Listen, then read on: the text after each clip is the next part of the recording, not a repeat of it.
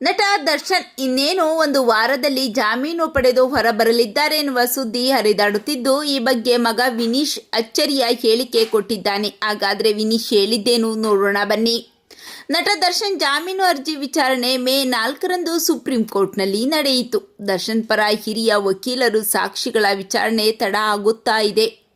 ಜೈಲಿನಲ್ಲಿ ಸೌಲಭ್ಯ ಸಿಗುತ್ತಿಲ್ಲ, ಹೀಗಾಗಿ ಜಾಮೀನು ಕೊಡಿ ಅಂತ ವಾದ ಮಾಡಿದ್ರು.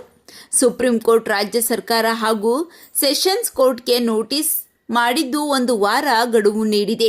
ರಾಜ್ಯ ಸರ್ಕಾರ ಹಾಗೂ ಸೆಷನ್ಸ್ ಕೋರ್ಟ್ಗೆ ಸುಪ್ರೀಂ ನೋಟಿಸ್. ರೇಣುಕಾ ಸ್ವಾಮಿ ಕೊಲೆ ಕೇಸ್ನಲ್ಲಿ ಜೈಲಲ್ಲಿ ಇರೋ ನಟ ದರ್ಶನ್ ಜಾಮೀನು ಕೋರಿ ಸುಪ್ರೀಂ ಕೋರ್ಟ್ನಲ್ಲಿ ರಿಟ್ ಅರ್ಜಿ ಸಲ್ಲಿಕೆ ಮಾಡಿದ್ದರು.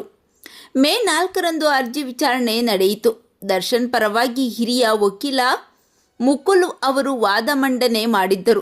ದರ್ಶನ್ 1 ವರ್ಷ ಜೈಲಿನಲ್ಲಿದ್ದರೆ 5 ಸ್ಟಾರ್ ಟ್ರೀಟ್ಮೆಂಟ್ ಕೊಡಬೇಡಿ ಅಂತ ಸುಪ್ರೀಂ ಕೋರ್ಟ್ ಹೇಳಿತ್ತು. ಆದರೆ ಜೈಲು ಅಧಿಕಾರಿಗಳು ಮೂಲಭೂತ ಸವಲತ್ತನ್ನು ಕೂಡ ನೀಡುತ್ತಿಲ್ಲ ಅಂತ ವಾದ ಮಾಡಿದ್ದರು. ಹೀಗಾಗಿ ಜಾಮೀನು ಕೊಡಿ ಅಂತ ಮನವಿ ಮಾಡಿದ್ದರು. ಇದೀಗ ಸುಪ್ರೀಂ ಕೋರ್ಟ್ 1 ವಾರ ಗಡುವು ನೀಡಿದ್ದು, 1 ವಾರದ ಬಳಿಕ ಯಾವ ತೀರ್ಪು ಕೊಡುತ್ತೋ ಕಾದು ನೋಡಬೇಕು. ಇನ್ನು ಈ ಬಗ್ಗೆ ಮಾತನಾಡಿರುವ ದರ್ಶನ್ ಮಗ ವಿನೀಶ್, ಮೈಸೂರಿನ ಚಾಮುಂಡೇಶ್ವರಿಗೆ ಪೂಜೆ ಸಲ್ಲಿಸಿ ಒಳ್ಳೆಯವರಿಗೆ ತಡವಾದರೂ ಕೊನೆಗೆ ಒಳ್ಳೆಯದೇ ಆಗುತ್ತೆ. ದೇವರು ಖಂಡಿತ ಕೈ ಬಿಡುವುದಿಲ್ಲ. ಅಪ್ಪ ಆದಷ್ಟು ಬೇಗ ಬರ್ತಾರೆ ಅಂತ ಧೈರ್ಯವಾಗಿ ಮಾತನಾಡಿದ್ದು, ವಿನೀಶ್ ಅವರ ಕಾನ್ಫಿಡೆನ್ಸ್ ನೋಡಿ ಅಭಿಮಾನಿಗಳು ಖುಷಿಯಾಗಿದ್ದಾರೆ. ನೀವು ಸಹ ದರ್ಶನ್ ಅವರ ಬರುವಿಕೆಗಾಗಿ ಕಾಯುತ್ತಿದ್ದೀರಾ? ಹಾಗಾದರೆ ಜೈ ಡಿ ಬಾಸ್ ಅಂತ ಕಾಮೆಂಟ್ ಮಾಡಿ ತಿಳಿಸಿ.